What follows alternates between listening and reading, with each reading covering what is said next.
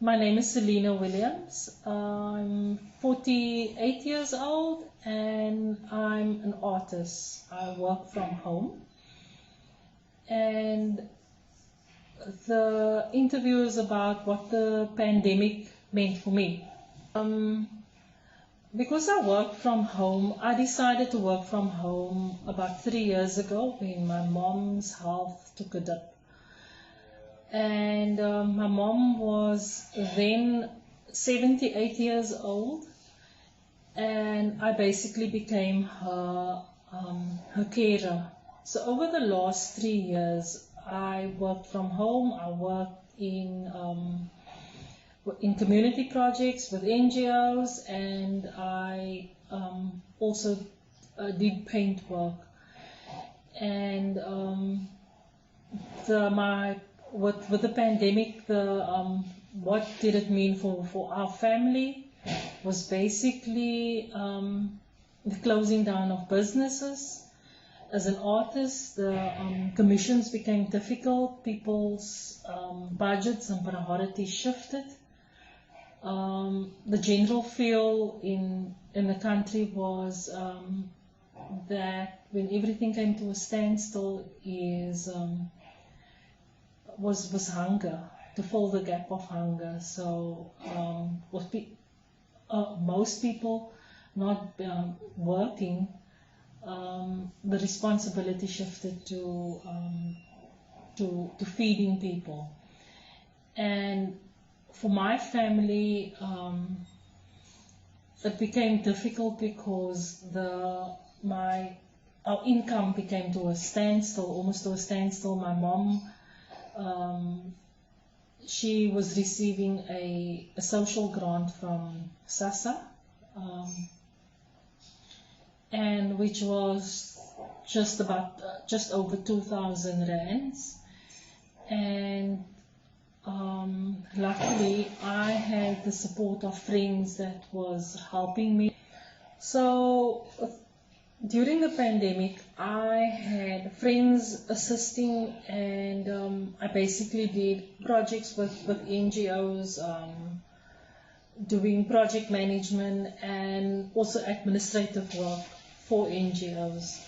So I did what I could, but I was sort of blessed in that process, because not everybody has those kind of opportunities, and I got it through support of and contacts within the NGO industry.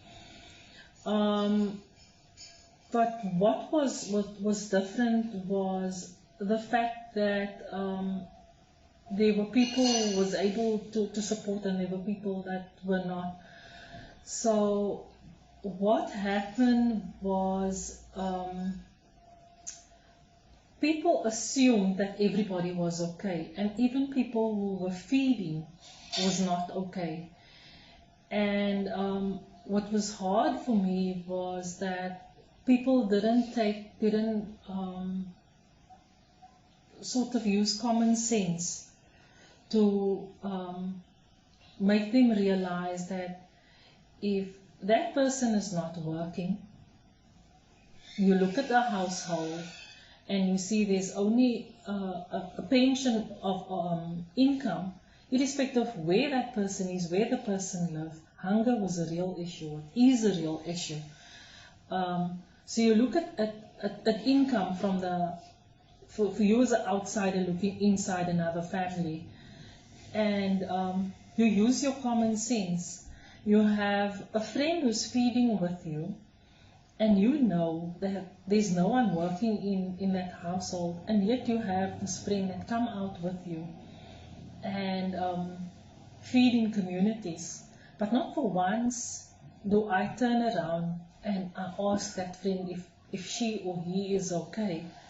But I don't need to ask that question. I need to look at her situation. And a lot of us overlook those kind of situations where people even came out, and sometimes they were given a food parcel to take home, and sometimes they were not. And it was just difficult that people were sort of pushed out of their comfort zones, and even just to go out and feed a community in that way, you were insured a meal, that you were insured to be fed for that day, or to even take extra meal home for your family. The other thing was, with this pandemic, people became not just socially distant, but also emotionally distant. The distance was real. It was a human distance, in a sense of people. We started living in fear. We started living in fear of the virus and in fear of one another, of getting the virus from the next person.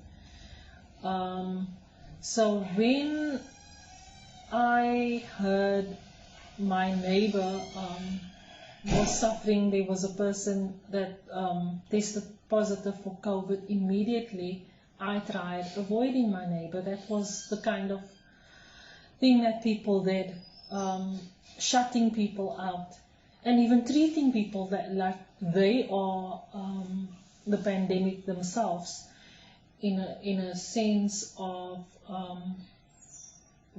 not being able to reach out to your neighbor and sharing, or even being empathetic. People just shut each other out, and not because of their fear, they even stumbled on being able to care. And that I found, and I found it as a frustration throughout, and even caring for my mother, it was very difficult throughout the process, taking her to hospital.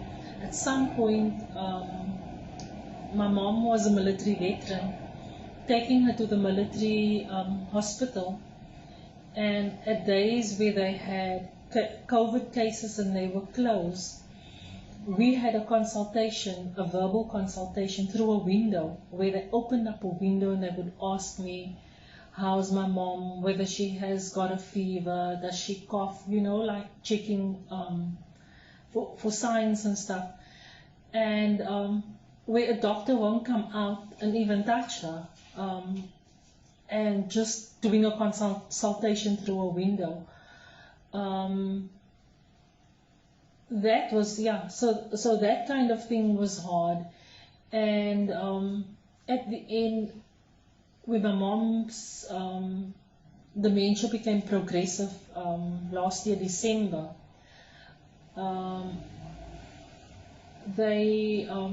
she, at some point, her sugar levels were very high. It was above 25, and she had threat of going into a sugar coma.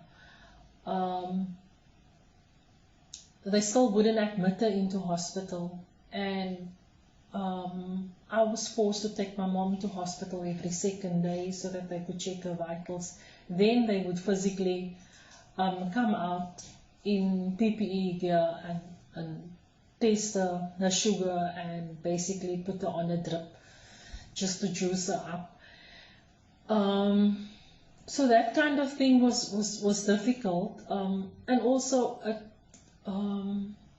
it was strenuous emotionally, physically, and also financially, for the fact that I had to travel every second day to the hospital for my mom to get medical treatment. Because it was difficult with the hospitals, the strains at the hospital, with being overcrowded, and also December, the second wave was hitting. So things were difficult, and the doctors feared that my mom was very likely to pick up the virus at the hospital because of frequenting the venue. So it was difficult. It was hard, like I say, emotionally, and yeah, like I said, with my mom being her dementia being progressive, um, she was fading away. Her memory was sort of um, going, like she wasn't with us anymore. She not she stopped communicating, and we were just doing what we. You was an outsider looking inside another family, and you use your common sense. You have a friend who's feeding with you, and you know that there's no one working in that household, and yet you have this friend that come out with you and feed in communities. But not for once do I turn around and I ask that friend if she or he is okay. But I don't need to ask that question. I need to look at her situation. And a lot of us overlook those kind of situations where people even came out, and sometimes they were given a food parcel to take home, and sometimes they were not. And it was just difficult that people were sort of pushed out of their comfort zones, and even just to go out and feed a community in that way, you were insured a meal, that you were insured to be fed for that day, or to even take extra meal home for your family. The other thing was, with this pandemic, people became not just socially distant, but also emotionally distant. The distance was real. It was a human distance, in a sense of people. We started living in fear. We started living in fear of the virus and in fear of one another, of getting the virus from the next person. So when I heard my neighbor was suffering, there was a person that tested positive for COVID, immediately I tried avoiding my neighbor. That was the kind of thing that people did, shutting. Well, yeah, like you were, like I said, with my mom being her dementia being progressive, she was fading away. Her memory was sort of going, like she wasn't with us anymore. She not she stopped communicating, and we were just doing what we could, but not knowing how, because I mean, the doctors were there in support and telling us that, like sharing information as to how to go about the process. But the distance was real. And I understand that people were protecting themselves, and they are protecting themselves, that the distance is necessary. But and what was hard was with my mom's passing, the day my mom passed, when we were told that my mom tested positive for COVID. She was at the hospital on the Wednesday, just before she died, and they did a COVID test. She was regularly tested for COVID, because she was regularly there. They wanted to make sure that they don't miss out if anything was happening.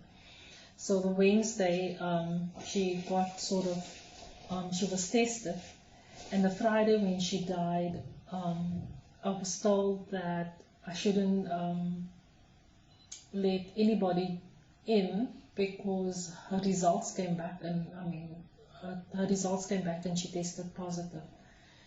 By then, my whole household was exposed, and we didn't know what to do, because my mom's caring was very physical, because we had to wash her, we had to feed her, and it was, we were constantly in a room and around her, and we were advised to isolate. But what was difficult was the fact that we couldn't reach out physically to family members. We didn't know who was infected and who was not infected. It's the not knowing. And then there was difficulty getting her death certificate. The whole process was just long.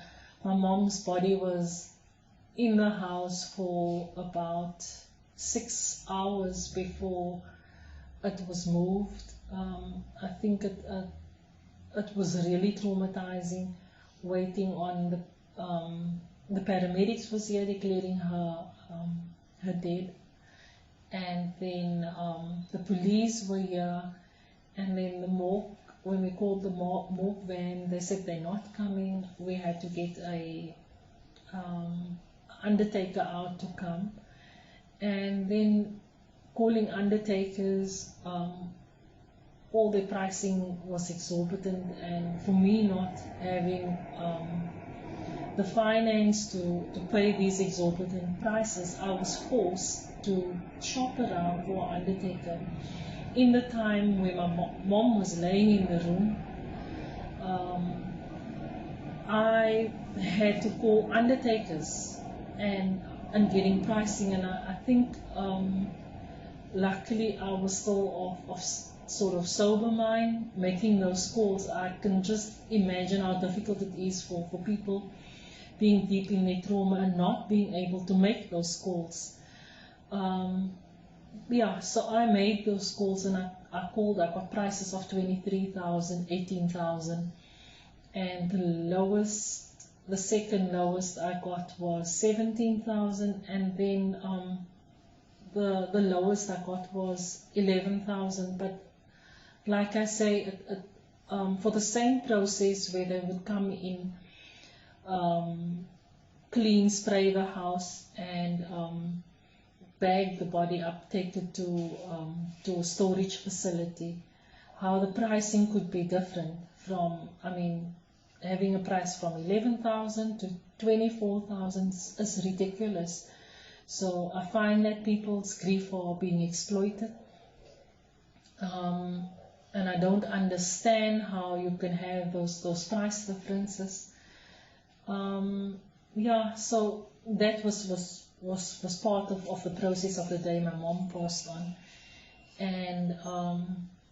and then the whole thing of doctors not knowing what to do and how to I won't say they didn't know how to, but the communication immediately from seeing the same doctors on a second day basis, not being able to communicate as to what's happening with my mom's death certificate and why it took them a week to sign off on a death certificate.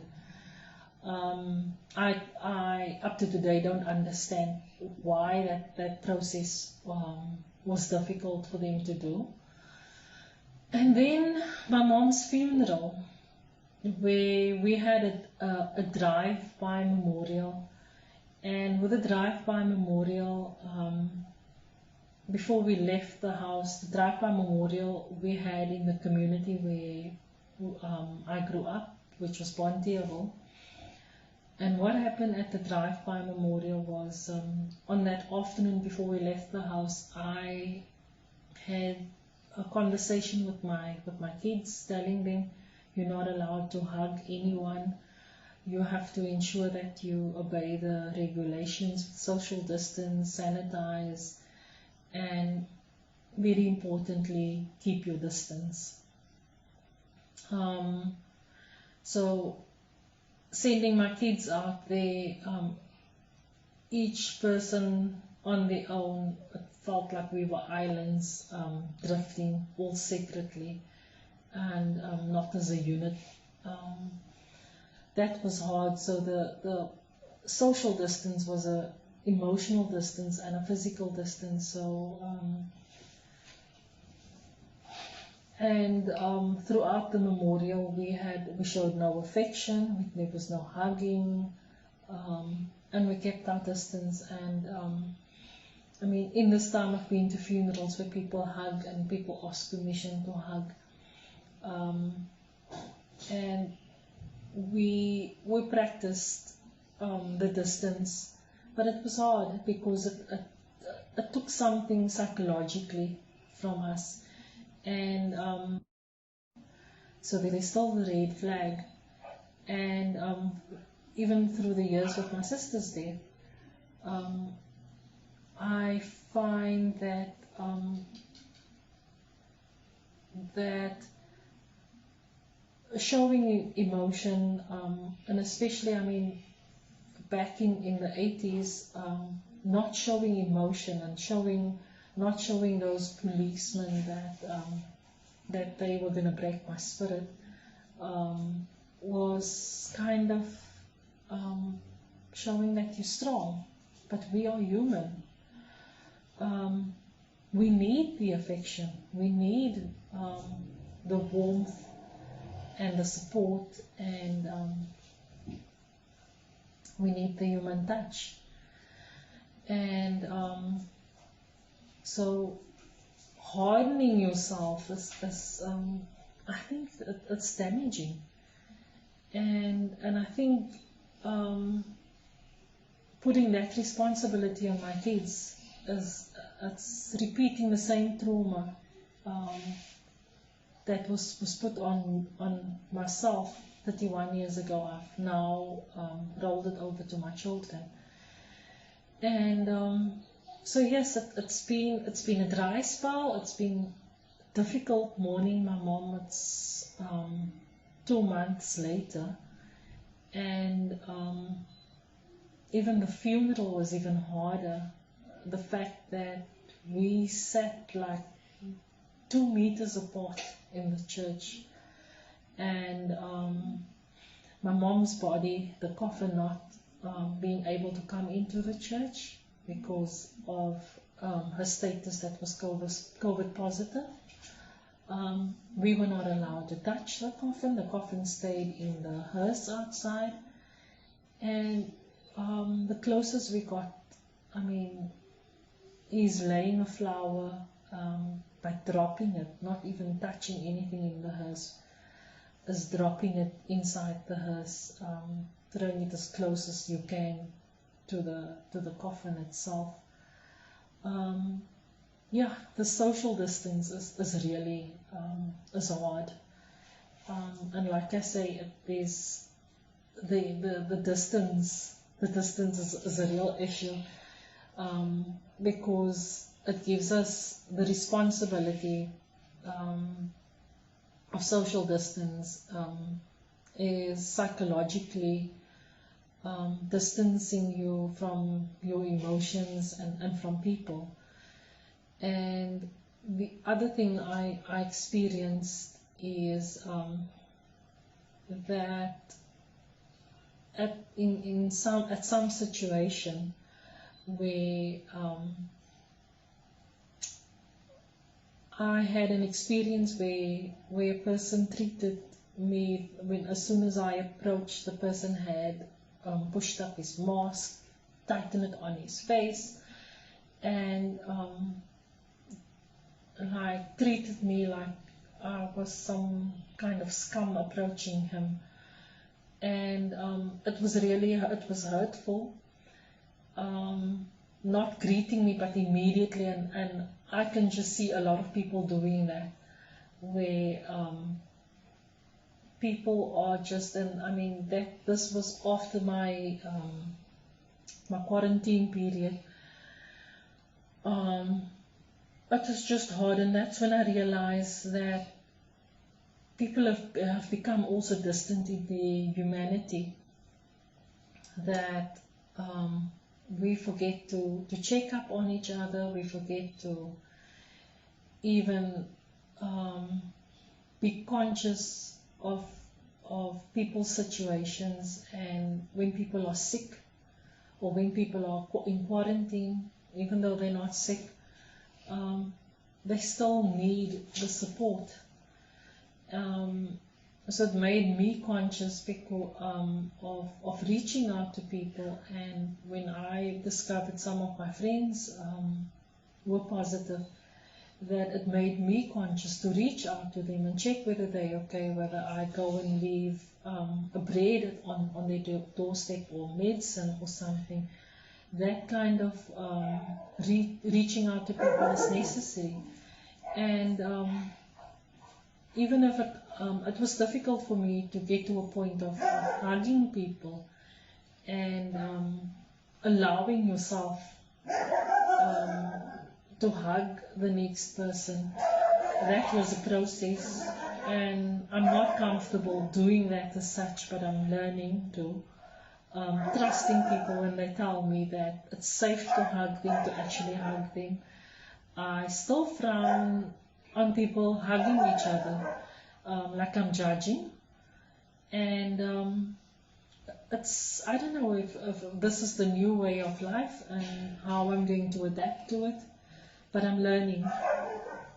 And yeah, I don't know how long it's going to take us as a people, as a nation, to